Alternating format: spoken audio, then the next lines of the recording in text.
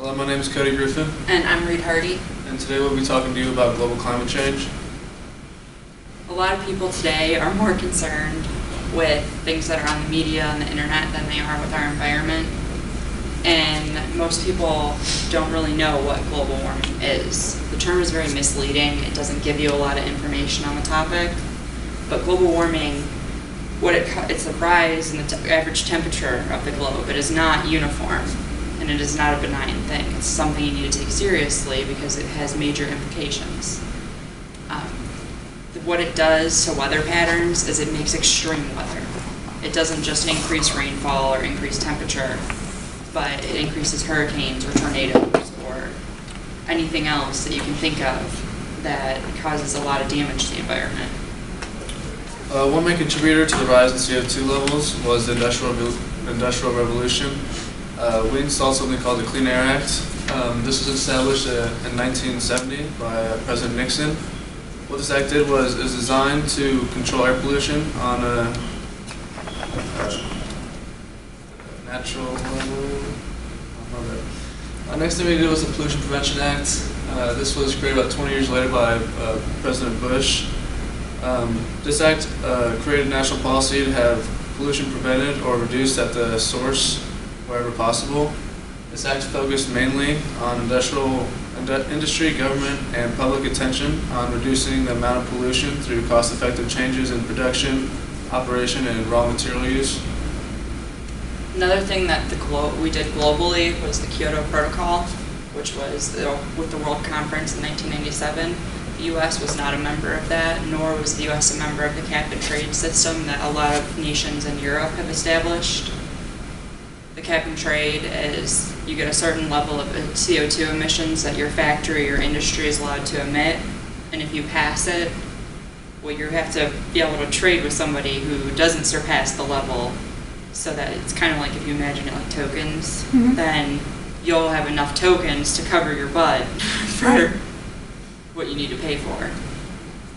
Some further studies, NASA and NOAA, also known as the National Oceanic and Atmospheric Administration, show that the greenhouse gas levels have been increasing due to burning fossil fuels and deforestation, which are causing these changes. 8-inch rise in ocean levels have occurred. This is due to ice caps melting, polar ice sheets, and the warming of the water. Ecosystems have been being destroyed because of this problem. What used to once be Greenland is now an outline of almost individual islands of Greenland. This is not only ruining the whole place as a whole, but this is destroying ecosystems for polar bears and coral reefs and such. Another example of what the global warming is doing to our environment is the Indian Ocean. The temperature is rising in the Indian Ocean, and the average rainfall in Australia and parts of Africa are being affected from this. They've kept track of the weather pattern for centuries, and now they're receiving more rainfall than they ever have. If we only continue to study global warming and not prevent it, some potential impacts that we have, as Reed said, some heat waves, which warms the oceans, which then melts the ice caps, which then makes the sea level rise. And this affects us because of increased earthquakes, extreme weather events such as hurricanes, tsunamis, she said, and also the extinction of certain species like polar bears and coral reefs. Further implications, if we only continue to study and we don't prevent global warming, if the globe warms more than, it needs to be contained to 2 degrees Celsius, the total average temperature warming, because this is a prediction of the impact of a 4-degree raise. And I know it's kind of blurry, but the green circle up in like North America, that's crops, how they would be affected. We wouldn't be able to farm our land anymore. Or there's the purple is for fish, so there goes food supply. We're going to have famine. And blue is drought and not potable water. There goes what we sustain our life on. It's a lot. It's very serious impacts. If these things were to happen, some things we can do to prepare for it is taking anticipatory action. It's wise to take concrete measures today. Planning ahead, there's no physical change immediately, but we want to change the rules of the game, I would say. Respond to new info and weigh further social goals. Purchasing land for later use, such as agricultural use. We want to plan ahead for water supply and protecting ecosystems for failure, just in case, or for a future, I'd say. And developing new technologies. If we fail, the cons of prevention are obviously we're going to have a lot of major food shortages if we only prevent, or if we only prepare, I'm sorry. Potable water scarcity, we won't be able to drink or cook with anything, and there will be a lot more war and disease that maybe we've never had to deal with before.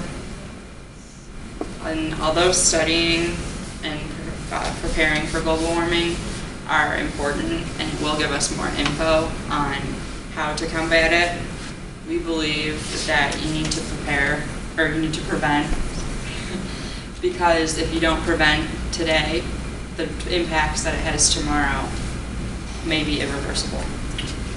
Why the need for prevention? Heat waves lead to heat stroke and dehydration. This is one of the most common weather-related deaths in the U.S. In the nation, actually.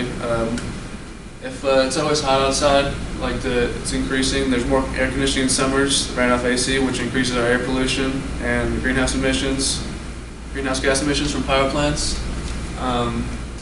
By preventing, we reduce smog in cities and reduce health problems. Like we learned, ozone's bad up high or good up high and bad nearby.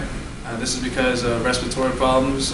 People develop asthma and lung diseases from this.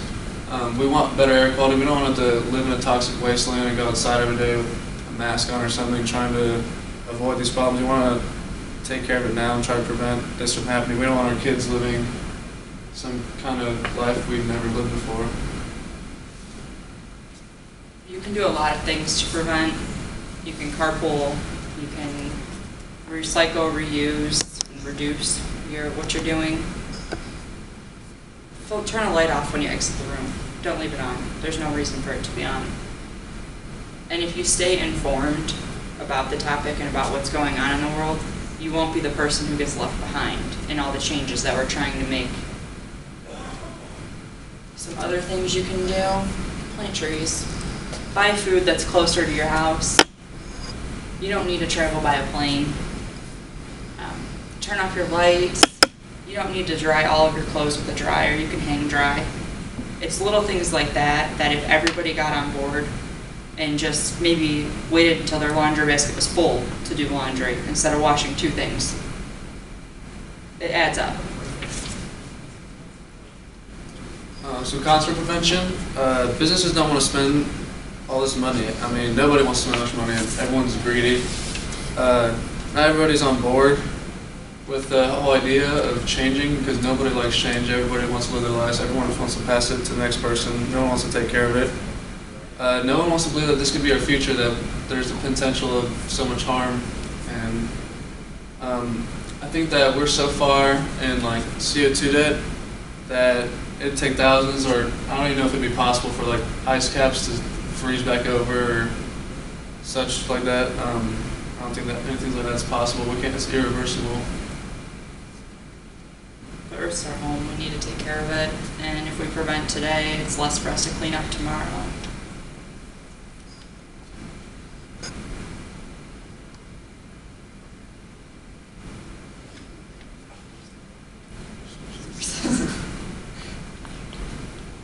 That's our presentation.